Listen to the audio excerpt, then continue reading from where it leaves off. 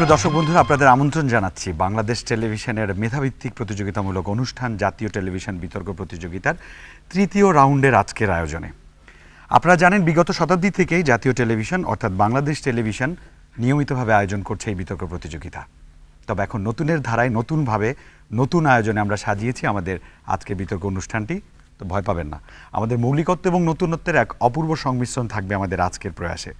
আজকের বিতর্ক অনুষ্ঠান শুরুর আগে চলুন আমরা জেনে নিই আজকের বিতর্ক প্রতিযোগিতার বিষয়টা কি। আজকের বিতর্কের বিষয় একবিংশ শতাব্দীর উন্নয়ন পরিক্রমায় বাংলাদেশ দক্ষিণ এশিয়ার সফলতম রাষ্ট্রে পরিণত হবে। বিষয়টা জেনেছি, এবার বিতর্ক প্রতিযোগিতায় কারা অংশগ্রহণ করবে তাদের সঙ্গে পরিচিত হয়ে নেব। প্রতিষ্ঠান দুটোর নাম হচ্ছে পক্ষ কুমিল্লা বিশ্ববিদ্যালয় দীপশিখা দল, বিপক্ষে আজকে উপস্থিত আছেন ঢাকা বিশ্ববিদ্যালয় অমর একুশে হল স্বাধীনতা সংগ্রাম দল। দর্শক, আমরা অবশ্যই বিতর্ক প্রতিযোগিতা শুরু করব তার আগে আমাদের পক্ষ দলের যারা মূল বিতার্কিক আছেন তাদের সঙ্গে পরিচিত হয়ে নেই। আল নাইম, গণযোগাযোগ ও সাংবাদিকতা বিভাগ, কুমিল্লা বিশ্ববিদ্যালয়, স্নাতক, চতুর্থ বর্ষ। কাউসার আহমেদ বাঁধন, ব্যবস্থাপনা বিভাগ, স্নাতক, চতুর্থ বর্ষ, কুমিল্লা বিশ্ববিদ্যালয়। সাদিয়া আফরিন দীপা, গণিত বিভাগ, স্নাতকোত্তর, কুমিল্লা বিশ্ববিদ্যালয়। মূল বিতার্কিকদের সম্পর্কে আমরা একটা ধারণা নিলাম, এবার পরিচিত হব আমাদের সহ বিতার্কিক হিসেবে আজকে পক্ষ দলে কারা আছেন। মহসিন জামিল, নৃবিজ্ঞান বিভাগ, স্নাতক, দ্বিতীয় বর্ষ, কুমিল্লা বিশ্ববিদ্যালয়। সাবরিনা আলম, ব্যবস্থাপনা শিক্ষা বিভাগ, স্নাতক, চতুর্থ বর্ষ, কুমিল্লা বিশ্ববিদ্যালয়। অজয় চন্দ্র বর্মন, পরিসংখ্যান বিভাগ, স্নাতক, তৃতীয় বর্ষ, কুমিল্লা বিশ্ববিদ্যালয়। ফাতেমাতুজ জোহরা মিম, নৃবিজ্ঞান বিভাগ, স্নাতক, তৃতীয় বর্ষ, কুমিল্লা বিশ্ববিদ্যালয়। এবার চলুন বিপক্ষ দলে মূল বিতার্কিক যারা আছেন তাদের সঙ্গে পরিচিত হয়ে নেই। পিয়াস মাহমুদ, সফটওয়্যার ইঞ্জিনিয়ারিং, দ্বিতীয় বর্ষ, ঢাকা বিশ্ববিদ্যালয় স্বাধীনতা সংগ্রাম। সাল্লাল হোসেন, ফার্মেসি, তৃতীয় বর্ষ, ঢাকা বিশ্ববিদ্যালয় স্বাধীনতা সংগ্রাম। সার্জিস আলম, প্রাণীবিদ্যা বিভাগ, মাস্টার্স, ঢাকা বিশ্ববিদ্যালয় স্বাধীনতা সংগ্রাম। এবার আমরা জেনে নেব বিপক্ষ দলে সহ বিতার্কিক কারা আছেন উপস্থিত। মোহাম্মদ রবিন খান, উদ্ভিদ বিজ্ঞান বিভাগ, স্নাতকোত্তর, ঢাকা বিশ্ববিদ্যালয় স্বাধীনতা সংগ্রাম। সাফিনুজ্জামান, পদার্থবিজ্ঞান বিভাগ, চতুর্থ বর্ষ, ঢাকা বিশ্ববিদ্যালয় স্বাধীনতা সংগ্রাম। কফিল ইবনে কামাল, গণিত বিভাগ, স্নাতকোত্তর, ঢাকা বিশ্ববিদ্যালয় স্বাধীনতা সংগ্রাম। শাখাওয়াত হোসেন, ফার্মেসি, চতুর্থ বর্ষ, ঢাকা বিশ্ববিদ্যালয় স্বাধীনতা সংগ্রাম। আপনারা যারা নিয়মিত আমাদের বিতর্ক অনুষ্ঠান দেখেন তারা জানেন প্রতি পর্বেই প্রতি বিতর্ক অনুষ্ঠানেই পক্ষ এবং বিপক্ষ দলের পক্ষে একজন তত্ত্বাবধায়ক শিক্ষক থাকেন সার্বক্ষণিক সহযোগিতার জন্য। এবার তাদের সঙ্গে পরিচিত হবার পালা। শুরুতেই যাচ্ছি পক্ষ দলের কাছে। আমি ডক্টর মোহাম্মদ আবদুল্লাহ মাহবুব, সহযোগী অধ্যাপক, গণিত বিভাগ, কুমিল্লা বিশ্ববিদ্যালয়। এবার যাচ্ছি বিপক্ষ দলে কে আছেন। আমি doctor Shariful Islam, assistant professor, mathematics department, moderator, Ekushey debating club. পক্ষ দলে স্যার আপনার কাছে আমার জিজ্ঞাসা, আমরা বিতর্ক প্রতিযোগিতা যদি পরিলক্ষণ করি তাহলে আমরা এটা দেখি যে অনেক সময় বিতর্কে তর্ক এবং যুক্তির বাইরে ছাপিয়ে গিয়ে ব্যক্তিগত বা প্রাতিষ্ঠানিক আক্রমণটা করা হয়, এক পক্ষ আরেক পক্ষকে সেটা করে। এক্ষেত্রে আপনারা আজকের বিতর্ক প্রতিযোগিতা এই ব্যাপারে কতটুকু সচেতন থাকবেন? বিতর্ক একটি শিল্প, সেই শিল্পের প্রতি শ্রদ্ধাবোধ রেখে প্রতিষ্ঠান, ব্যক্তি এবং এই শিল্পকে সমুন্নত রাখার জন্য আমরা শালীনতাবোধ, পরিমিতবোধ এবং সৌজন্যবোধের মাধ্যমে আমরা এই বিতর্কটি করতে চাই। আমরা অতীতেও করেছি, আমরা আশা করি যে আমাদের বিতার্কিকরা এই ধরনের কোনো কিছু করবে না। এবার যাচ্ছি বিপক্ষ দলের স্যারের কাছে। স্যার, আপনার কাছে মোটামুটি একই ধরনের প্রশ্ন। এই যে ব্যক্তিগত আক্রমণ বা প্রাতিষ্ঠানিক আক্রমণটাকে যদি আমরা বাদ দেই তাহলে আমাদের যুক্তি এবং যুক্তিতেই অনেক বেশি ফোকাস করতে হবে, অথবা সেটা অনেক বেশি ইনফরমেটিভ হতে হবে। এই তথ্য সমৃদ্ধ এবং যৌক্তিক পরিবেশনার ব্যাপারে আপনারা আজকে কতটুকু সচেতন থাকবেন? প্রশ্নের উত্তর কিন্তু আপনার আলোচনার মধ্যেই অন্তর্নিহিত আছে যে বিতর্ক একটি মাধ্যম বা শিল্প, আপনি যাই বলেন না কেন, এটি হচ্ছে আপনার আমাদের অনেক বিষয়াবলী আছে যার সম্পর্কে আমরা সরাসরি কোনো সিদ্ধান্ত নিতে পারি না। সেক্ষেত্রে আমরা যুক্তি, তত্ত্ব ও তথ্যের ব্যবহার করে সত্যের কতটুকু কাছাকাছি আসতে পারবো, এইটার একটা বড় প্রয়াসই হচ্ছে বিতর্ক করবার মূল উদ্দেশ্য। তো সেই জায়গায় আমি মনে করি বিতার্কিকরা এখানে এক ধরনের পেশাগত দক্ষতার পরিচয় দেবেন এবং যাবতীয় অনাকাঙ্ক্ষিত বিষয় এখানে নিয়ে আসবেন না, এটাই আমার প্রত্যাশা। এবং আমি ব্যক্তিগতভাবে মনে করি আমার দল সেই বিষয়ে সচেষ্ট থাকবে এবং বিপক্ষ দলও পক্ষ দলও সেই জায়গায় গুরুত্বপূর্ণ ভূমিকা পালন করবে বলে আশা করি।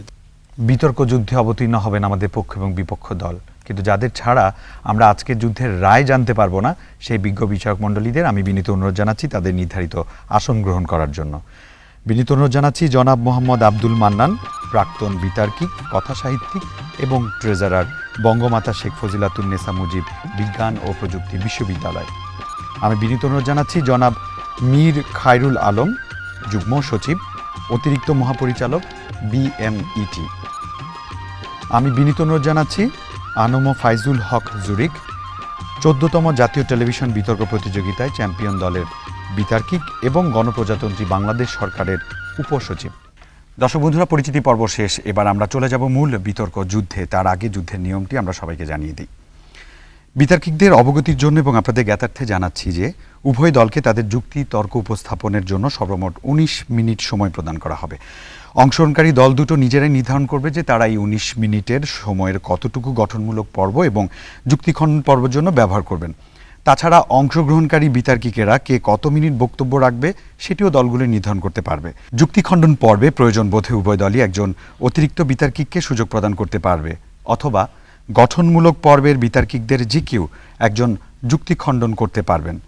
প্রত্যেক বিতার্কিকের নির্ধারিত সময় 30 সেকেন্ড পূর্বে আমরা সতর্কতার সংকেত জানাবো এবং নির্ধারিত সময় শেষ হয়ে গেলে আমরা চূড়ান্ত সংকেত জানাবো। বিতর্কের নিয়মাবলী আমরা জেনে নিয়েছি, এবার কিভাবে বিচার কার্য হবে সেটা সম্পর্কে আপনাদের একটা ধারণা দিতে চাই। বিজ্ঞ বিচারকবৃন্দ একজন বিতার্কিককে তার উপস্থাপনা, উচ্চারণ, ভাষার ব্যবহার, তথ্য এবং তথ্য পরিবেশনা, যুক্তির প্রয়োগ ও খণ্ডন এবং তাদের প্রতি বিচারকদের প্রশ্নের সদুত্তরের উপর ভিত্তি করে নম্বর প্রদান করা হবে। এবার আপনাদের জানিয়ে দেই আমাদের আজকের বিতর্ক প্রতিযোগিতায় পক্ষ এবং বিপক্ষ দলের বক্তারা কে কত মিনিট করে বক্তব্য প্রদান করবেন, অর্থাৎ বিতর্কে অংশগ্রহণ করবেন। প্রথমে পক্ষ দল থেকে প্রথম বক্তা আল নাইম, তার জন্য নির্ধারিত সময় 5 মিনিট। অসংখ্য ধন্যবাদ বিজ্ঞ বিচারক মণ্ডলী আমাকে বিতর্কের মঞ্চে সুযোগ প্রদানের জন্য। বিজ্ঞ বিচারক মণ্ডলী, আজ আমি বলবো একটি স্বপ্নের কথা, একটি সম্ভাবনার কথা।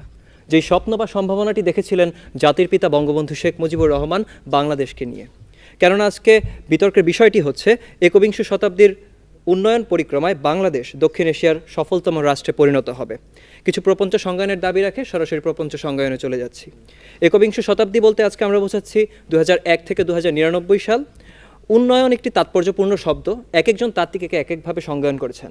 তবে আজ আমরা হুইটম্যান, রস্টো, অমর্ত্য সেন এবং আইএলওর সংজ্ঞার সারমর্ম হিসেবে আমরা উন্নয়ন বলতে বোঝাচ্ছি এটি একটি সামগ্রিক পরিবর্তন যা মানব জীবনে ইতিবাচক অগ্রগতি সাধিত করে।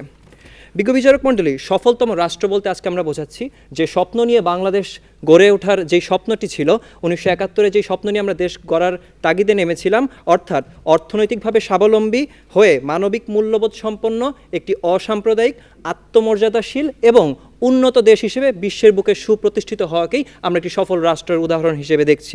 বিজ্ঞ বিচারক মণ্ডলী, বাংলাদেশ কিভাবে সফলতম রাষ্ট্র হবে তার পেছনে সেটির পেছনে যদি একটু আমাদের খুঁজতে হয় তাহলে যেতে হবে আমাদের 1971 সালে, যখন একটি বজ্রকণ্ঠ, একটি তর্জনীর ইশারায় বাংলাদেশের 7 কোটি মানুষ যুদ্ধে অবতীর্ণ হয়েছিল।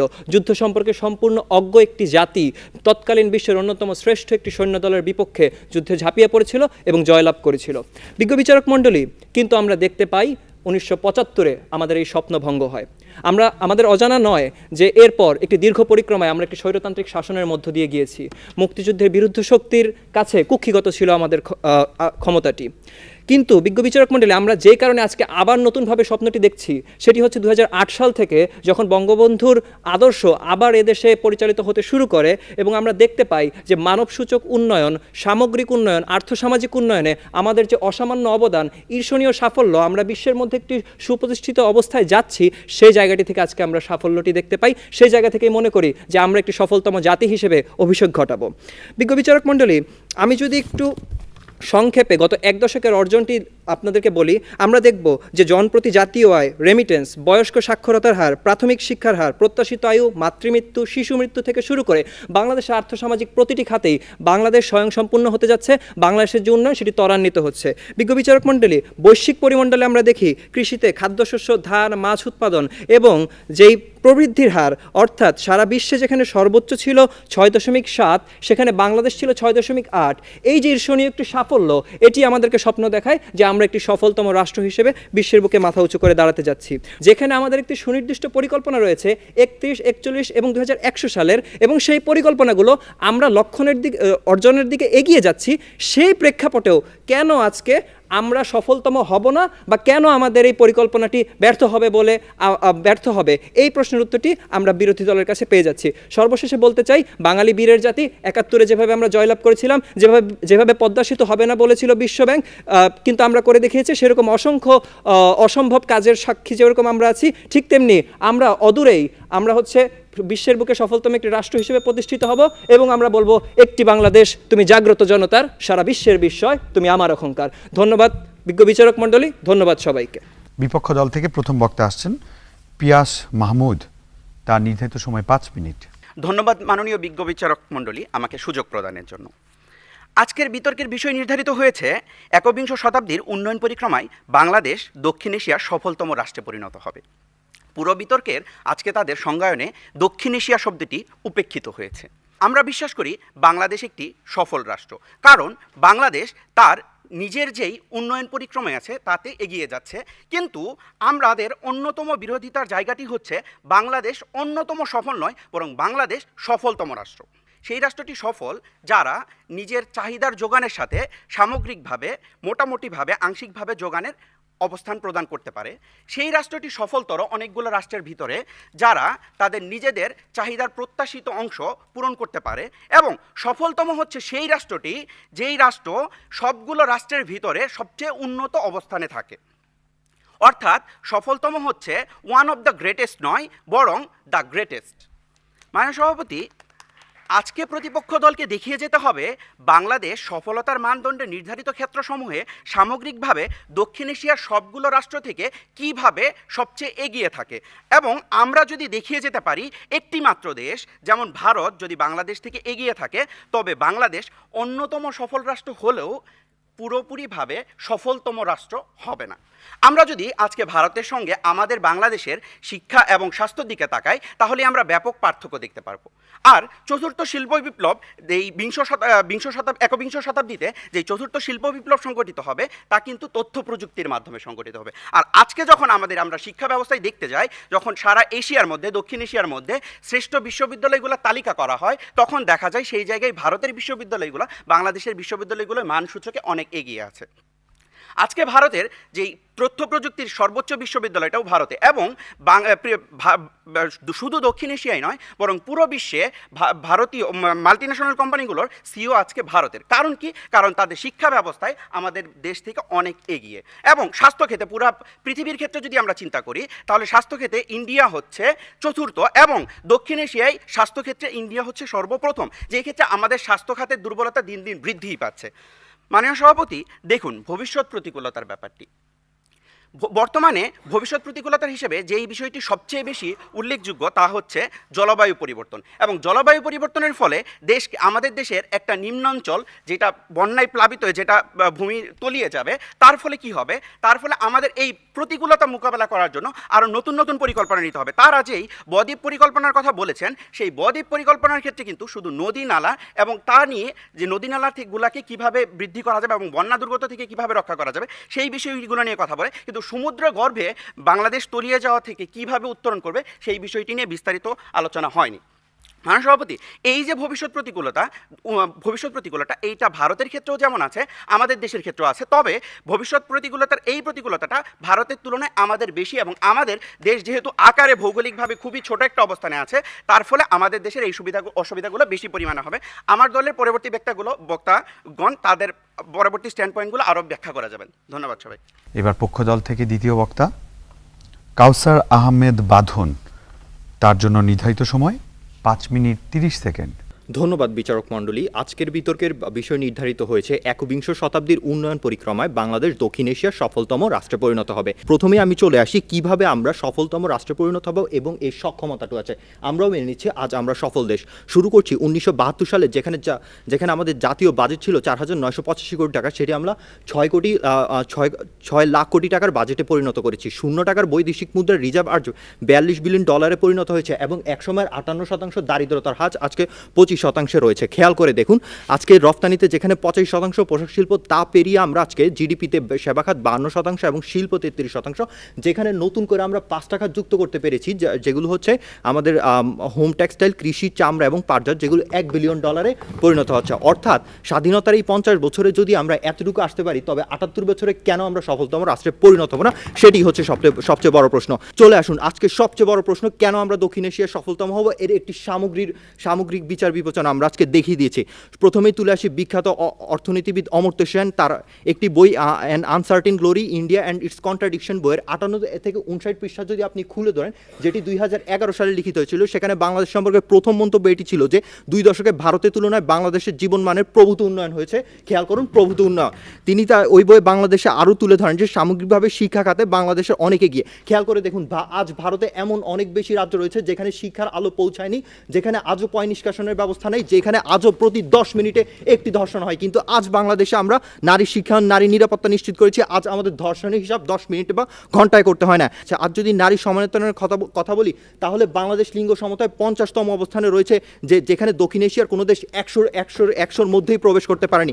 খেয়াল করে দেখুন, আজ আমরা ভারতে যেখানে মাত্র নারী 21% কাজের মধ্যে অংশগ্রহণ করে, সেটি আমরা আজ 36% নিয়ে এসেছি। সাক্ষরতার আজ আমরা ভারতে সামগ্রিকভাবে ভারতের সমান অবস্থানে আছি। আজ যেখানে ভারতে 2095 থেকে 15 সালে 3 কোটির বেশি কৃষক আত্মহত্যা করে, সেখানে আমরা আজ কৃষিতে স্বয়ংসম্পূর্ণ অর্জন করেছি এবং ধান উৎপাদনে 3য় এবং 4র্থ অবস্থানে আমরা চলে এসেছি।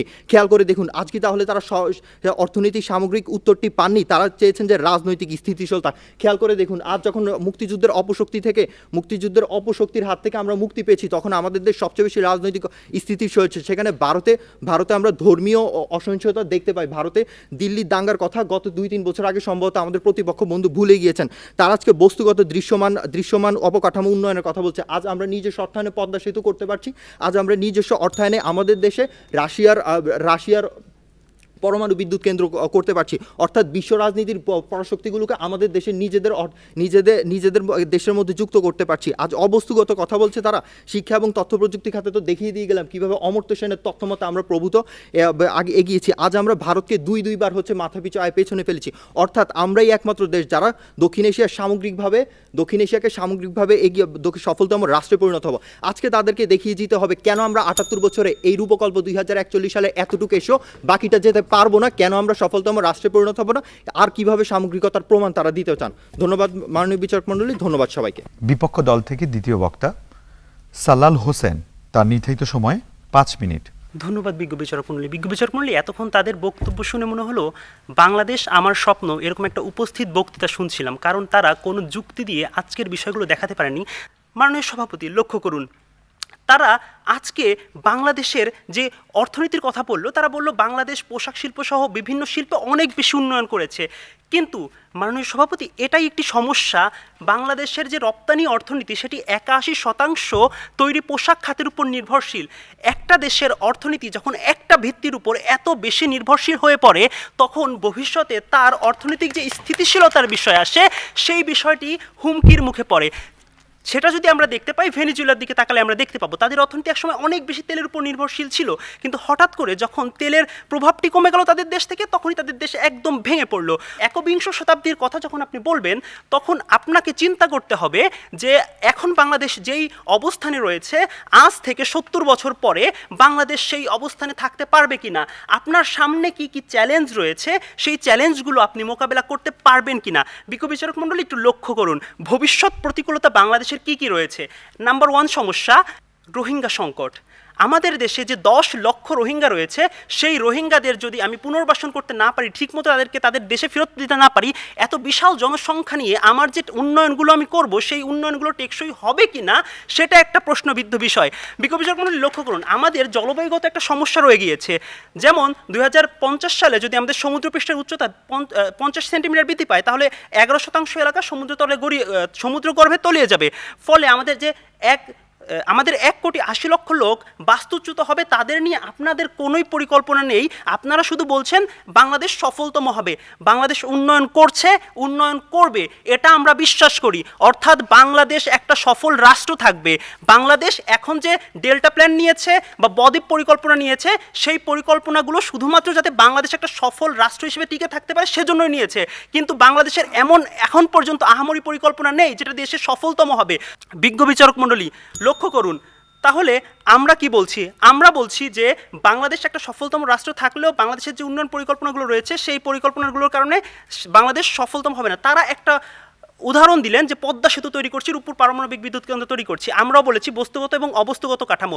একটা দেশ উন্নয়ন শুধুমাত্র আমি কতগুলো পদ্মা সেতু করলাম, কতগুলো রূপপুর পারমাণবিক বিদ্যুৎ কেন্দ্র করলাম এটা দিয়ে হয় না। একটা দেশের উন্নয়নের জন্য বস্তুগত এবং অবস্তুগত, যেমন শিক্ষা, স্বাস্থ্য, এই বিষয়গুলোতেও অনেক বেশি উন্নয়ন করা লাগে। এখন মাননীয় সভাপতি, একটা দেশ আপনি যখন উন্নয়ন দাবি করবেন, উন্নত দাবি করবেন, তখন আপনার কি করতে হবে? তখন আপনাকে আপনার শিক্ষা ব্যবস্থাকে ঢেলে সাজাতে হবে। কিন্তু আমাদের বাংলাদেশের একদম উচ্চ পর্যায়ের যে শিক্ষা ব্যবস্থাগুলো রয়েছে সেগুলোর দিকে তাকালে আমরা দেখতে পাই আমাদের শিক্ষা ব্যবস্থা কতটুকু ঢেলে সাজানো। আমাদের যে বিশ্ব র্যাঙ্কিংয়ে আমাদের যে বিশ্ববিদ্যালয়গুলো সেগুলো কতটুকু উঁচু পর্যায়ে রয়েছে। তো আমাদের এই যে দেশগুলোর যেই অর্থনৈতিক ব্যবস্থা, শিক্ষা ব্যবস্থা রয়েছে সেটা নিয়ে আসলে আমরা সফল দেশ হিসেবে টিকে থাকতে পারলেও সফলতম হব না, অর্থাৎ সবার সেরা হব না। তার জন্য আমাদের আরও অনেক পথ পেরোতে হবে, যে পরিকল্পনা এখন আমাদের নেওয়া হয়নি। ধন্যবাদ সবাইকে। পক্ষ দলের তৃতীয় বক্তা সাদিয়া আফরিন দীপা, তার জন্য নির্ধারিত সময় 5 মিনিট 30 সেকেন্ড। ধন্যবাদ বিজ্ঞ বিচারক মণ্ডলী আমাকে সুযোগ প্রদান করার জন্য। বিজ্ঞ বিচারক মণ্ডলী, ইলানোর রুজভেল্টের একটি উদ্ধৃতি রয়েছে। তিনি বলেছেন, ভবিষ্যৎ তাদের হাতেই যারা তাদের স্বপ্নকে বিশ্বাস করে। আজকে আমাদের প্রতিপক্ষ বন্ধুরা বলে গেলেন, আমরা যেই একই স্বপ্ন দেখছি তারাও সেই একই স্বপ্নে বিশ্বাসী যে বাংলাদেশ দক্ষিণ এশিয়ার সফলতম রাষ্ট্রে পরিণত হবে। কিন্তু তাদের সাথে আমাদের তফাৎটি এই জায়গায় যে আমরা আমাদের স্বপ্নকে বিশ্বাস করছি, কিন্তু আমার প্রতিপক্ষ বন্ধুরা আসলে তাদের স্বপ্নকে বিশ্বাসই করছেন না। যদি বিশ্বাস করতেন তাহলে আজকে তারা বলতে পারতেন না যে বাংলাদেশ আজকে সফল রাষ্ট্র হিসেবে তারা স্বীকার করে নেয়ার পরেও বাংলাদেশ একবিংশ শতাব্দীতে দক্ষিণ এশিয়ার সফলতম রাষ্ট্রে পরিণত হতে পারবে না। বিজ্ঞ বিচারক মণ্ডলী, আজকের বিতর্কের বিষয় নির্ধারিত হয়েছে একবিংশ শতাব্দীর উন্নয়ন পরিক্রমায় বাংলাদেশ দক্ষিণ এশিয়ার সফলতম রাষ্ট্রে পরিণত হবে। পক্ষে বলছি। বিজ্ঞ বিচারক মণ্ডলী, শুরুতেই বলছি, আজকে প্রতিপক্ষ দলের দ্বিতীয় বক্তা এসে বলে গেলেন যে আমাদের রপ্তানি খাত এবং আমাদের জিডিপি নাকি এককভাবে পোশাক খাতের উপর নির্ভরশীল। কিন্তু তিনি এখানে একটি ভুল তথ্য দিয়ে গেছেন। আমরা রপ্তানি করছি সবচেয়ে বেশি পোশাক খাত থেকে, আমরা সবচেয়ে বেশি রপ্তানি আয়টি পাচ্ছি, কিন্তু আমাদের জিডিপি কোনোভাবেই এককভাবে পোশাক শিল্পের উপর নির্ভরশীল নয়। এখানে একটি পরিসংখ্যান তুলে ধরছে যাতে বিষয়টি পরিষ্কার হয়ে যায়। বিজ্ঞ বিচারক মণ্ডলী, জিডিপিতে মোট আয়ের সেবা খাত থেকে আসছে 52% এবং শিল্প থেকে আসছে 33% এবং কৃষি থেকে আসছে 14%। যেখানে আমরা সেবা খাত থেকে 50%-এর অধিক পরিমাণ প্রবৃদ্ধি অর্জন করতে পারছি, সেখানে কিভাবে পোশাক শিল্প থেকে আমরা এককভাবে প্রবৃদ্ধি অর্জন করছি এটি আজকে আমাদের বোধগম্য নয়। বিজ্ঞ বিচারক মণ্ডলী, এছাড়াও 2030 সালের মধ্যে পোশাক শিল্পের পাশাপাশি আমরা আরও যে খাতগুলো থেকে অধিক মুনাফা অর্জন করতে পারবো তার মধ্যে একটি হচ্ছে চামড়া খাত থেকে আমরা 2030 সালের মধ্যে $10 বিলিয়ন অধিক মার্কিন ডলার রপ্তানির লক্ষ্যমাত্রা আমরা ইতিমধ্যে নির্ধারণ করেছি। এবং এর পাশাপাশি রয়েছে আমাদের হিমায়িত পণ্য, কৃষিজাত পণ্য এবং পাটজাত পণ্য, এবং এইসব খাতে আমরা $1 বিলিয়ন অধিক লক্ষ্যমাত্রা নির্ধারণ করেছি। আজকে তারা বলে গিয়েছেন যে কিভাবে বাংলাদেশের সাথে ভারতের তুলনা করে আমরা প্রমাণ করে যেতে পারি যে বাংলাদেশ দক্ষিণ এশিয়ার সফলতম রাষ্ট্রে পরিণত হবে। বিজ্ঞ বিচারক মণ্ডলী, ভারতে এখনও এমনও প্রদেশ রয়েছে যেখানে বিদ্যুতের আলোই পৌঁছায়নি, এবং ভারতে বর্তমানে 0.2 মিলিয়ন পরিবার এখনও বিদ্যুৎ সংযোগের বাইরে। তাহলে তারা কি করে বলতে পারছেন যে ভারত বাংলাদেশ থেকে এগিয়ে আছে? এটি আমার বোধগম্য হচ্ছে না। অর্থাৎ আমরা দেখেছি আমাদের যে পরিকল্পনা সে মোতাবেক আজকে আমরা কিভাবে সফলতার পথে ধীরে ধীরে এগিয়ে যাচ্ছি। বিজ্ঞ বিচারক মণ্ডলী, এরপরে চলে আসছি আমাদের বদ্বীপ পরিকল্পনায়। আমরা যে মিয়ানমার এবং ভারতের কাছ থেকে 2012 এবং 2014 সালে সমুদ্রসীমা বিরোধের চূড়ান্ত নিষ্পত্তি লাভের মাধ্যমে 1,18,813 বর্গ কিলোমিটার এলাকার স্বত্বাধিকার লাভ করেছি, এই সুনীল অর্থনীতির উপর নির্ভর করে আমাদের দেশ কিন্তু বিপুল পরিমাণ সফলতার দিকেই এগিয়ে যাচ্ছে। এবং এই লক্ষ্যে 2017 সালের জুনে ভারতের সাথে একটি সমঝোতা স্মারক স্বাক্ষরিত হয়েছে, এবং এই লক্ষ্যে চীন এবং ইউরোপীয় ইউরোপিয়ান ইউনিয়নের সাথে আলোচনা দ্রুত গতিতে এগিয়ে চলেছে। তারা জানতে চেয়েছেন কিভাবে বাংলাদেশ এই সফলতার মাপকাঠিতে পৌঁছবে। তাদের জ্ঞাতার্থে বলছি, সারা দেশে 100টি বিশেষ অর্থনৈতিক অঞ্চল ও 39টি হাইটেক পার্ক প্রতিষ্ঠা করা হয়েছে। এখানে 1 কোটির বেশি মানুষের কর্মসংস্থান হবে এবং সেই সাথে $40 বিলিয়ন সমমূল্যের পণ্য উৎপাদন হবে। তাই বিজ্ঞ বিচারক মণ্ডলী সামগ্রিক দিক বিবেচনা করে আমরা বলতে পারি যে বাংলাদেশ যেখানে শিক্ষা খাতে হয়তো ভারতের চেয়ে একটু পিছিয়ে আছে বলে তারা মনে করছেন, কিন্তু পাকিস্তানের 9টি বিশ্ববিদ্যালয় কিন্তু বিশ্বের শীর্ষ বিশ্ববিদ্যালয়ের তালিকায় অন্তর্ভুক্তি লাভ করেছে। তাই বলে পাকিস্তান কি সফলতম রাষ্ট্রে পরিণত হতে পারবে? এই প্রশ্ন তাদের কাছে রয়ে যায়। তাই আজকের বিতর্কের বিষয়টি যেন আমাদের পক্ষে আসে। ধন্যবাদ বিজ্ঞ বিচারক মণ্ডলী, ধন্যবাদ সবাইকে। বিপক্ষ দল থেকে বা তৃতীয় বক্তা আসছেন সার্জিস আলম, তার নির্ধারিত সময় 5 মিনিট 30 সেকেন্ড। ধন্যবাদ বিজ্ঞ বিচারক মণ্ডলী। বিজ্ঞ বিচারক মণ্ডলী, আজকে পক্ষ দলের তৃতীয় বক্তা যেখানে শেষ করেছে সেখান থেকে শুরু করতে চাই।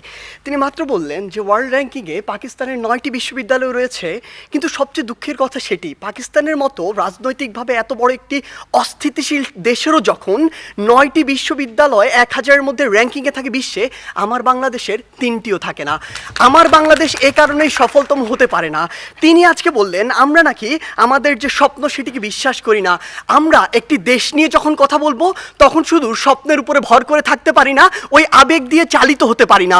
যদি আমার স্বপ্নকে বিশ্বাস করেই আমি দক্ষিণ এশিয়ার মধ্যে সফলতম হতে পারতাম, তাহলে এত ছোট স্বপ্ন দেখতাম না, আমি পুরো পৃথিবীর মধ্যে সফলতম হওয়ার স্বপ্ন দেখতাম। কিন্তু স্বপ্ন এবং বাস্তবতার মধ্যে অনেক পার্থক্য রয়েছে। আজকে তাদের 3 বক্তা যে তথ্যগুলো দিয়ে গেলেন, তাদের তথ্য অনুযায়ী 1971 থেকে আজকে 2022 সালে এসে বাংলাদেশ প্রত্যেকটি ক্ষেত্রে উন্নত হয়েছে। হ্যাঁ, আমরা বিশ্বাস করি উন্নত হয়েছে, কিন্তু দক্ষিণ এশিয়ার অন্যান্য দেশ কিংবা পৃথিবীর অন্যান্য দেশ কি বসে রয়েছে? বিজ্ঞ বিচারক মণ্ডলী একটু লক্ষ্য করুন, 2020 সালের তথ্য মতে বাংলাদেশের যে অর্থনীতি, এটি হচ্ছে বিশ্বের 35তম বড় অর্থনীতির দেশ, যেটা 2035 সালে গিয়ে হবে বিশ্বের 25তম বড় অর্থনীতির দেশ। বাংলাদেশের উন্নতি হবে। আপনি যদি ভারতের দিকে তাকান, ভারত বর্তমানে বিশ্বের 7ম বড় অর্থনীতির দেশ। 2035 সালে গিয়ে ভারত হবে বিশ্বের 3য় বড় অর্থনীতির দেশ। ভারত আপনার দিকে তাকিয়ে বসে রয়েছে না, দক্ষিণ এশিয়ার অন্যান্য দেশ বসে থাকছে না, পৃথিবীর অন্যান্য দেশগুলো বসে থাকছে না। আমাদের কথা হচ্ছে, যখন আমরা দক্ষিণ এশিয়ার সফলতম হতে চাইবো, আমাদের সামনে যে একটি ব্যারিয়ার রয়েছে ভারত, সেটিকে আমাদের টপকে যেতে হবে। কেন আমরা যেতে পারবো না, কোথায় কোথায় সে বাধাগুলো রয়েছে, সেগুলো নিয়ে আজকে আমরা কথা বলবো। তারা আজকে বললেন আমরা আন্তর্জাতিক অনেক স্বীকৃতি পেয়েছি। হ্যাঁ, আমরা অসংখ্য স্বীকৃতি পেয়েছি, কিন্তু আপনি এটি কেন বলছেন না যে ট্রান্সপারেন্সি ইন্টারন্যাশনাল 2021 সালে বলেছে দক্ষিণ এশিয়ার সবচেয়ে দুর্নীতিগ্রস্ত দেশ বাংলাদেশ। তারা বলেছে অন্তত আফগানিস্তানের পিছনে বাংলাদেশ রয়েছে, নেপাল, ভুটান, এদের চেয়েও বাংলাদেশ বেশি দুর্নীতিগ্রস্ত দেশ। আপনি কেন এটি বলছেন না? বিগত 15 বছর ধরে আপনার দেশ থেকে যে পরিমাণ অর্থ পাচার হয়েছে, তা দিয়ে আপনার দেশে 2 বছরের বাজেট দেওয়া যেত।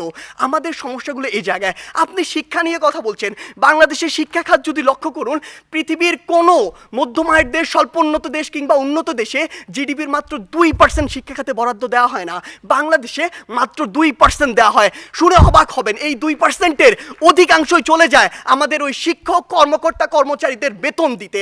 আপনি যদি লক্ষ্য করুন যে আজকে কেন ভারত আপনার চেয়ে এগিয়ে থাকবে, আজকে এই পজিশন দাঁড়িয়ে পৃথিবীর যত মাল্টিন্যাশনাল কোম্পানি রয়েছে তাদের যদি একটি তালিকা করেন, সেরা 10টির অন্তত 9টিই পাবেন যেখানে ভারতের যারা রয়েছে তারা সিইও, কিন্তু বাংলাদেশের একটিও পাননি, আগামী 10 বছরেও পাবেন না।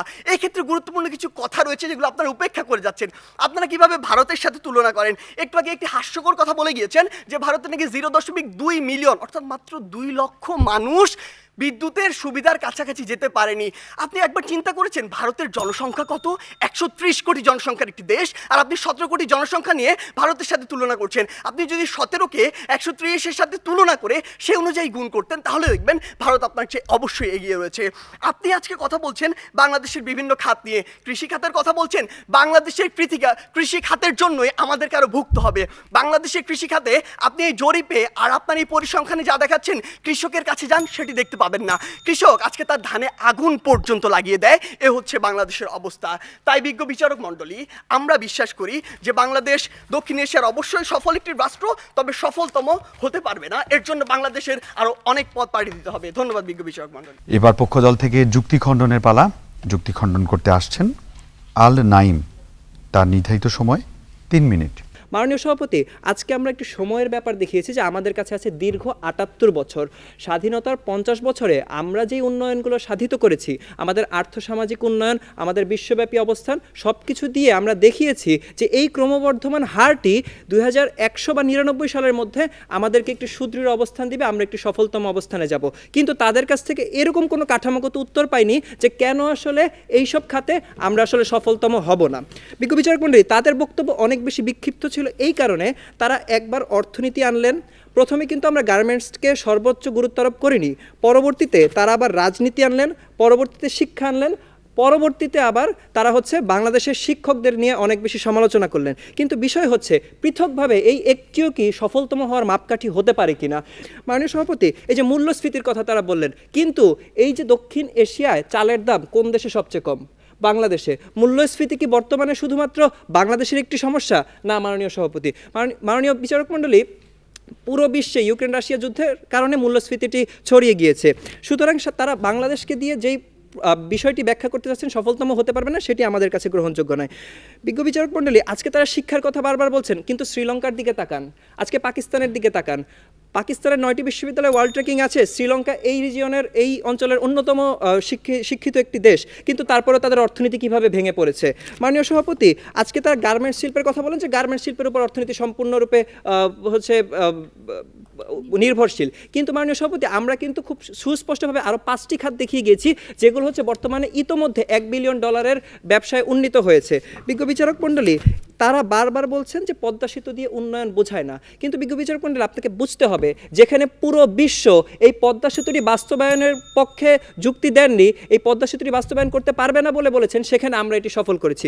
অর্থাৎ আর্থসামাজিক অবস্থা, অর্থনীতি এবং শিক্ষায় আমাদের যে উত্তরোত্তর উন্নতি, সেটি অবশ্যই একটা সময় বাংলাদেশকে ছাপিয়ে যাবে এবং অমর্ত্য সেন, কৌশিক বসু, আমরা সবাই সেই স্বপ্নটি দেখি, শুধুমাত্র তারা সেই স্বপ্নটি দেখতে পারছে না, সেজন্য আজকে আমরা হতাশ। আমরা আশা করি যে আজকে আমাদের পক্ষেই এই বিষয়টি যাবে। ধন্যবাদ মাননীয় সভাপতি, ধন্যবাদ সবাইকে।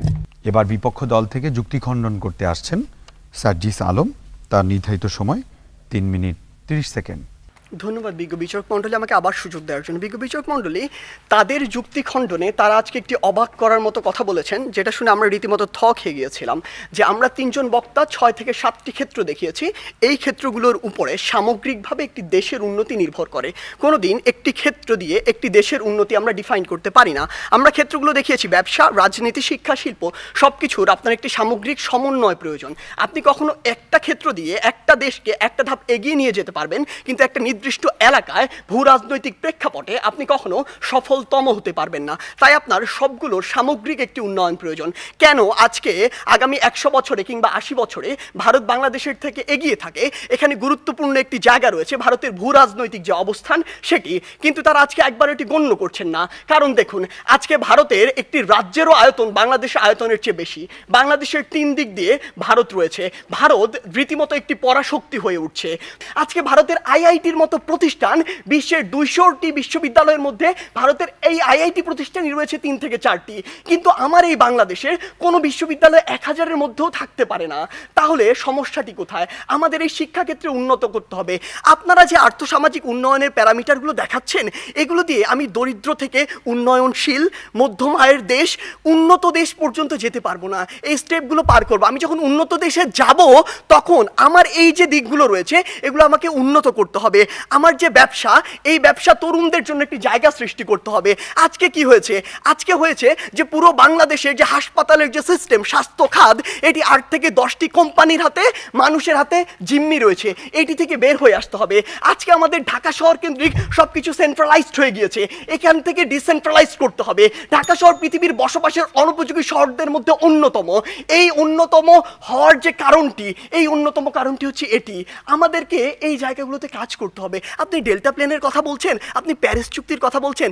এই প্যারিস চুক্তি থেকে যেমনটি ট্রাম্প করেছিল, যখন ইচ্ছা তাদের স্বার্থ থাকবে না, বের হয়ে যাবে। আপনাকে আপনাদের নিজের স্বার্থ দেখতে হবে। আপনি দেখবেন ওই কার্টাগোনা প্রোটোকল চালু হয়েছিল ঠিকই, যুক্তরাষ্ট্র মনে করেছে যে পরিমাণ কার্বন নিঃসরণের লিমিট দেওয়া হয়েছে সেটা তার পক্ষে মানা সম্ভব না, সে বের হয়ে গিয়েছে। তারা সেইটুকুই লক্ষ্য করবে।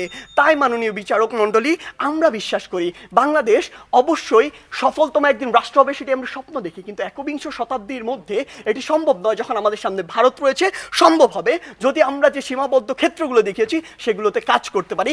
আমরা প্রত্যাশা করি কোনো একদিন আমাদের প্রজন্ম বাংলাদেশকে সফলতম রাষ্ট্র হিসেবে দেখবে। ধন্যবাদ বিজ্ঞ বিচারক মণ্ডলী। আজকের বিতর্ক প্রতিযোগিতায় আগত পক্ষ এবং বিপক্ষ দলকে সম্মানিত বিচারক মণ্ডলীর প্যানেলের পক্ষ থেকে একটি করে প্রশ্ন করার জন্য আমি বিনীত অনুরোধ জানাচ্ছি। আনম ফাইজুল হক জুরিক 14তম জাতীয় টেলিভিশন বিতর্ক প্রতিযোগিতায় চ্যাম্পিয়ন দলের বিতর্কিক এবং গণপ্রজাতন্ত্রী বাংলাদেশ সরকারের উপসচিব। ধন্যবাদ। আমরা অত্যন্ত চমৎকার একটি বিষয়ে খুব প্রাণবন্ত একটি বিতর্ক অবলোকন করলাম এতক্ষণ ধরে। এটি আসলে একটি চমৎকার বিষয় ছিল। আমার পক্ষের দলের কাছে প্রশ্ন একটি, সেই প্রশ্নটি হচ্ছে, আমরা দেখেছি আজকের বিতর্কটা অধিকাংশ সময় ভারত এবং বাংলাদেশের মধ্যে নিয়োজিত ছিল, কিন্তু যেহেতু দক্ষিণ এশিয়ার দেশ রয়েছে 8টি, সেই 8টি দেশের বিষয়গুলো আমরা ভাগ ভাগ করে সূচকগুলো দেখে বিতর্ক করলে সেটি হয়তো আলাদা মাত্রা পেত। যেহেতু ভারত এবং বাংলাদেশকে নিয়ে বিতর্ক বেশি হয়েছে, ভারতের কথা চিন্তা করলে মূল্যস্ফীতির দিক থেকে ভারতের অবস্থান 3.8, বাংলাদেশের অবস্থান 5.8, অর্থাৎ বাংলাদেশের 5.8% মূল্যস্ফীতি, ভারতে 3.8। সহজ ব্যবসা করার সূচকে ভারতের অবস্থান হচ্ছে 63তম, বাংলাদেশের অবস্থান 168তম। অর্থনীতির স্বাধীনতার সূচকে ভারতের অবস্থান 105তম, বাংলাদেশের অবস্থান 122তম। এই প্রেক্ষাপটে দাঁড়িয়ে আপনারা যারা বাংলাদেশের একবিংশ শতাব্দীর পক্ষে কথা বললেন, আশাবাদের কথা শোনালেন, যে বিতর্কটি ছিল সফল এবং সফলতম চমৎকার জায়গাটিতে, সেই ক্ষেত্রে বাংলাদেশের এমন কি আরেকটু পদক্ষেপ নেওয়া উচিত যে একবিংশ শতাব্দীতে সে যদি সফলতম দেশ হতে চায়, অন্যান্য সূচকগুলোতে বাংলাদেশ এগিয়ে, সেটি আমি বলবো। এই সূচকগুলোতে কি করলে বাংলাদেশ একবিংশ শতাব্দীতে সফলতম দেশে পরিণত হতে পারে?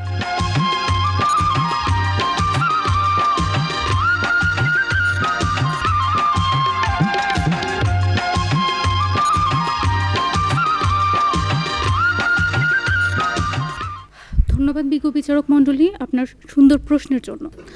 বিজ্ঞ বিচারক মণ্ডলী, বিজ্ঞ বিচারক, আপনি জানতে চেয়েছেন যে বাংলাদেশ ইতিমধ্যে ভারতের থেকে যে সূচকগুলোতে পিছিয়ে আছে, এই সময়ের মধ্যে বাংলাদেশ এই একবিংশ শতাব্দীর মধ্যে কী কী পদক্ষেপ হাতে নিলে বাংলাদেশ ভারতকে ছাপিয়ে যেতে পারবে। বিজ্ঞ বিচারক মণ্ডলী, এখন আমরা একটু পেছনে ফিরে যেতে চাই যে ভারতবর্ষ স্বাধীনতা লাভ করেছিল 1947 সালে, এবং সেই সময়ের পর থেকে তাদেরকে খুব বেশি রাজনৈতিক অস্থিরতার মধ্য দিয়ে যেতে হয়নি। কিন্তু বাংলাদেশ সদ্য স্বাধীন হওয়া একটি দেশ, তারা 1971 সালে স্বাধীন হওয়ার পর বিভিন্ন রাজনৈতিক অস্থিরতার মধ্য দিয়ে বাংলাদেশ তার যে কাঙ্ক্ষিত সাফল্য সেই পথে অগ্রসর হতে পারেনি। কিন্তু আমরা দেখেছি যে 2008 পরবর্তী সময়ে বাংলাদেশ যে রূপকল্পগুলো হাতে নিয়েছে, অর্থাৎ বিজ্ঞ বিচারক মণ্ডলী, আমরা যে রূপকল্পের কথা বলছি 2041 সালের যে প্রেক্ষিত পরিকল্পনা, এই প্রেক্ষিত পরিকল্পনার হাত ধরে বাংলাদেশ কিন্তু গত 12 থেকে 14 বছরের মধ্যে অভূতপূর্ব উন্নয়ন সাধন করেছে। এবং এই যে সাফল্য, এই সাফল্যই আমাদেরকে স্বপ্ন দেখায় যে আমরা ভারতের কাছ থেকে যেসব দিক থেকে পিছিয়ে আছি, আমরা পরবর্তী 78 বছরে এই পিছিয়ে আসা অবস্থান থেকে খুব দ্রুতই উত্তরণ লাভ করতে পারবো। ঠিক সেভাবে ভারতের কাছে বড় চ্যালেঞ্জ হচ্ছে তার এই বৃহৎ জনসংখ্যা এবং বৃহৎ আয়তন। তার এতগুলো প্রদেশকে একসাথে উন্নত করে ভারত পারবে না খুব সহজেই সফলতম রাষ্ট্র হতে, যেটি বাংলাদেশ চাইলে পারবে তার এই ক্ষুদ্র আয়তনের মধ্যে তার যে মানব সম্পদ রয়েছে এবং তার যে প্রেক্ষিত পরিকল্পনা রয়েছে তাকে কাজে লাগিয়ে সিঙ্গাপুরের মতো উন্নত দেশে পরিণত হতে। ধন্যবাদ বিজ্ঞ বিচারক মণ্ডলী, ধন্যবাদ সবাইকে। এবারে আসি আমি বিপক্ষের দলের প্রতি। আইএমএফের প্রতিবেদন অনুযায়ী অল্প সময়ের মধ্যে বাংলাদেশের জিডিপি মাথাপিছু আয়ের পরিমাণ দাঁড়াবে $1,888, ভারতের যেখানে হবে $1,877। রাষ্ট্রীয় দেনার ক্ষেত্রে বাংলাদেশের অবস্থান জিডিপির পার্সেন্টেজ হিসাব করলে 45.9, বাংলাদেশের ভারতের 90.4, মানে বাংলাদেশ দেনার দিক থেকে অর্ধেক কম ভারতের চেয়ে। গড় আয়ুষ্কাল বাংলাদেশের জনগণের 72.3, ভারতের 69.4। লিঙ্গ সমতা সূচকে বাংলাদেশ 50তম, ভারত 112তম। শ্রম শক্তিতে নারীর অবস্থানের দিক থেকে বাংলাদেশের অবস্থান 32% নারী এখানে অংশগ্রহণ করে, ভারতে অবস্থান করে মাত্র 20% নারী। বাংলাদেশ এই মাত্র 22 বছরে একবিংশ শতাব্দীর এই পর্যায়ে এগিয়ে এসছে। আরও ৭৮ বছর আমাদের হাতে আছে। এই ৭৮ বছরে সফলতম হওয়ার ক্ষেত্রে আর কি প্রতিবন্ধকতা থাকতে পারে? ২২ বছরে যদি এই অর্জন হয়, তাহলে ৭৮তমতে এই অর্জন বাংলাদেশ করতে পারে কি পারে না? সেইখানে দাঁড়িয়ে প্রশ্ন হচ্ছে, ভুটানের অনেক দিক থেকে অবস্থান নেই, কিন্তু সুখী দেশের তালিকায় ভুটান বিশ্বের একটি অন্যতম দেশ। তাহলে এই সুখের বিবেচনায়, সময়ের বিবেচনায় ভারতের চেয়ে বাংলাদেশ কি এগিয়ে নয় কি?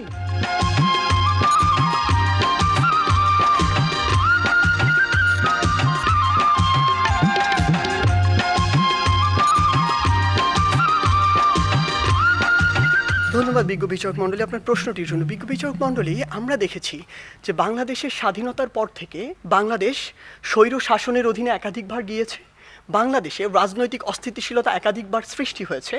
আমরা দেখেছি বাংলাদেশে নির্বাচনের নামে প্রহসন, আমরা সেই 1990-92 পর থেকেই দেখেছি এরকম একাধিকবার হয়েছে। আমরা দেখেছি বাংলাদেশে সরকার মাত্র 3 মাসের জন্য এসেছে 90-এর দশকে। তাহলে মাননীয় বিজ্ঞ বিচারক মণ্ডলী একটু লক্ষ্য করুন, এটি একটি গুরুত্বপূর্ণ একটি জিনিস একটি দেশের স্থিতিশীলতার জন্য। আমার দেশে যখন বৈদেশিক বিনিয়োগের প্রয়োজন রয়েছে, তখন বাইরের দেশগুলো দেখবে যে ওই দেশটি কতটুকু স্থিতিশীল। দেখুন, আজকে যখন আমার তাজরিন ফ্যাশনে আগুন ধরে যায়, তখন আমেরিকা তাদের সুবিধাগুলো দেওয়া বন্ধ করে দেয়। আজকে যখন দেখে বাংলাদেশের রাজনৈতিক অস্থিতিশীল পরিবেশ সৃষ্টি হয়েছে, তারা তাদের বিনিয়োগ নিয়ে আশঙ্কায় থাকে। সেই জায়গাগুলোতে আমাদের রাজনৈতিক স্থিতিশীলতা নিয়ে আসতে হবে। দ্বিতীয়ত, বাংলাদেশ দুর্নীতির জায়গায় বিশ্বের কাছে আলাদাভাবে নিজেকে একটি প্রতিষ্ঠিত করেছে, কিন্তু এটা আমাদের জন্য খুবই হতাশাজনক। আমরা চাই দুর্নীতি বিরোধী অবস্থানে বাংলাদেশ নিজেকে প্রতিষ্ঠিত করবে, বাংলাদেশকে এই দুর্নীতির জায়গা থেকে বের হয়ে আসতে হবে। আমরা যখন সফলতম হতে যাব, তখন আমাদের শিক্ষাক্ষেত্রে আরও বেশি বিনিয়োগ করতে হবে। পৃথিবীর কোনো উন্নত দেশ শিক্ষাক্ষেত্রে 4% জিডিপির কম ব্যয় করে না, আমাদের এটা 2% থেকে 4% নিয়ে যেতে হবে। আপনি বলেছেন যে আমাদের যে বিষয়টি ঋণ মাথাপিছু আয়ের যে বিষয়টি, দেখুন আমরা যদি জাপানের দিকে তাকাই, আমেরিকার দিকে তাকাই, তাদের জনপ্রতি এটি 100%-এর উপরে, জাপানের 200%। তাহলে বিষয়টি এটির উপর অত একটি নির্ভর করে না, এটি নির্ভর করে জিডিপি টু ট্যাক্স রেশিওর উপরে, যেখানে ভারতের ট্যাক্স রেশিওটি হচ্ছে 14%, বাংলাদেশের হচ্ছে 7%। তারা চাইলে ওই 130 কোটি মানুষকে কাজে লাগিয়ে এটি খুব দ্রুততম সময়ে পূরণ করতে পারবে। এবং আরেকটি গুরুত্বপূর্ণ কথা হচ্ছে, বৈশ্বিক পরাশক্তি এবং উন্নত রাষ্ট্রগুলো এই জনশক্তির জন্য তাদের উপর সেই আস্থাটি রাখবে। এই জায়গায় বাংলাদেশকে আরও কাজ করতে হবে। ধন্যবাদ বিজ্ঞ বিচারক মণ্ডলী। একটা দুর্দান্ত প্রতিযোগিতা আমরা অবলোকন করলাম, এবার ফলাফলের পালা। তবে ফলাফলের আগে কেমন ছিল আজকের সকল আয়োজন এবং পরিবেশনা, সেই মূল্যায়ন পর্বে আমরা পদার্পণ করেছি। মূল্যায়ন বক্তব্য দেওয়ার জন্য আমি সবিনয় অনুরোধ জানাচ্ছি জনাব মোহাম্মদ আব্দুল মান্নান, প্রাক্তন বিতার্কিক, কথা সাহিত্যিক এবং ট্রেজারার, বঙ্গমাতা শেখ ফজিলাতুন নেসা মুজিব বিজ্ঞান ও প্রযুক্তি বিশ্ববিদ্যালয়। ধন্যবাদ। একদমই একটা জমজমাট বিতর্কের মধ্যে আমরা এতক্ষণ ছিলাম। আমি এক রকমের মহাবিষ্ট হয়ে শুনতেছিলাম আর কি। এই শতাব্দীতে উন্নয়নের দৌড়ে, উন্নয়নের রাস্তায় আমরা সফলতম হতে চাই, এই স্বপ্নের সঙ্গে কারোই দ্বিমত নেই, এই ইচ্ছের সঙ্গে কারোই দ্বিমত নেই, এবং যে কোনো একাডেমিক আলোচনায় আমরা এর পক্ষেই কথা বলবো। কিন্তু প্রশ্ন হচ্ছে আজকের এই বিতর্কে দু দলের মধ্যে তাদের বক্তব্য নিয়ে। আমার সহকর্মী প্রশ্ন করার কালে কোন কোন ক্ষেত্রে বাংলাদেশ এগিয়ে আছে, কোন কোন ক্ষেত্রে ভারত এগিয়ে আছে, তার কয়েকটি সূচক বলেছেন, এর বাইরেও সূচক আছে। পক্ষের প্রথম বক্তা উন্নয়নের একটি ছোট্ট সংজ্ঞা দেওয়ার চেষ্টা করেছেন। উন্নয়ন আসলে একটি সার্বিক বিষয়, কোনো একটি দিক পিছিয়ে থাকলে সেটাকে আমরা পরিপূর্ণ উন্নয়ন বলবো না। স্বাস্থ্য, শিক্ষা, চিকিৎসা, খাদ্য, বস্ত্র, বাসস্থান, শিশু মৃত্যু, নারী শিক্ষা, নারীর ক্ষমতায়ন, গণতন্ত্র, কথা বলার স্বাধীনতা, চলাফেরার স্বাধীনতা, নির্বাচন, প্রতিরক্ষা থেকে শুরু করে কোনোটাই কিন্তু এই উন্নয়নের সূচক থেকে বাদ যায় না। এরপর সর্বোপরি আছে যে কোন দেশ শান্তিতে আছে, শৃঙ্খলার মধ্যে আছে, ভালো আছে, ঋণগ্রস্ত কম আছে, কার ঋণ পরিশোধের সক্ষমতা বেশি, কার কম, আমরা কোনটিতে পিছিয়ে আছি। সেই পিছিয়ে থাকার দিকগুলোর দ্রুত এগিয়ে যাওয়ার জন্য আমাদের কি পরিকল্পনা, সেটি পক্ষ দলের পক্ষে একটা বড় বক্তব্য হতে পারত। আবার বিপক্ষের পক্ষে আমরা যেসব বিষয়গুলো পিছিয়ে আছি সেগুলো জোরালোভাবে বলতে পারত। এখন ভারতের মানুষ কি আমাদের দেশে চিকিৎসার জন্য আসে না আমরা যাই, ভারতের মানুষ কি আমাদের দেশে শিক্ষার জন্য আসে না আমরা যাই, এটা দ্বিতীয় পক্ষের বক্তারা জোরালোভাবে বলতেই পারত। আবার এও তারা খুব জোরালোভাবে বলতে পারতো যে হ্যাঁ 1947 সালে স্বাধীন হওয়া একটা দেশের উন্নয়নের যে স্থায়িত্ব, উন্নয়নের যে সক্ষমতা বা উন্নয়নকে ধরে রাখা, মানে টেকসই উন্নয়ন যেটাকে বলে, সেইটা আমাদের অর্জন করতে কী সময় লাগবে না লাগবে, এভাবেই দুদল তাদের বক্তব্যকে আরও বেশি প্রসারিত করে আরও বেশি শানিত করতে পারত। তবে একথা আমাকে বলতেই হবে যে এটা একটা বিশাল ব্যাপার। দুদলকে যদি আমরা 1 ঘন্টা 2 ঘন্টা সময় দিতাম, ভারত বাংলাদেশের কোন কোন খাতে এগিয়ে আছে, কোন কোন খাতে এগিয়ে যাওয়া যাবে, কি কি পরিকল্পনা করলে আমরা এগুতে পারবো, সেই বিষয়গুলো হয়তো আরও পুঙ্খানুপুঙ্খভাবে আমাদের শুনতে হতো। আমি আবারও বলবো, একদমই একটা ভালো লড়াই, ভালো বক্তব্য আমরা দুপক্ষে শুনেছি, দেখি। এবং আমার কাছে মনে হয়েছে ঋদ্ধ এবং প্রাজ্ঞ ব্যক্তিদের যে জমজমাট আড্ডা হয়, জমজমাট টকশো হয়, আমাদের দুপক্ষের আমাদের ছেলেমেয়েরা মনে হয়েছে সেরকম একটি জমজমাট আড্ডা বা বক্তব্য কিংবা বিতর্ক আমাদেরকে উপহার দিয়েছে।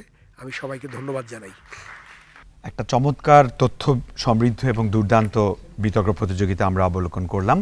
এবার সেই প্রত্যাশিত ফলাফলের পালা, এবং বরাবরের মতো আমরা যেভাবে ফলাফল সংগ্রহ করি সেভাবেই আমি সংগ্রহ করছি আজকের প্রদত্ত রায়গুলো।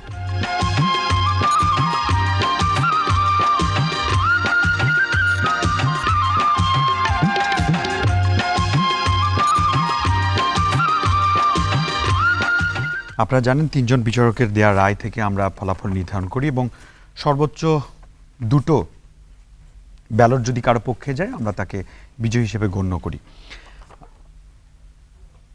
প্রথম ব্যালট পেপারটি আমার হাতে আছে। আজকের বিতর্ক প্রতিযোগিতায় বিজয়ী দলের নাম প্রথম ব্যালট পেপার অনুযায়ী ঢাকা বিশ্ববিদ্যালয় অমর 21 হল স্বাধীনতা সংগ্রাম।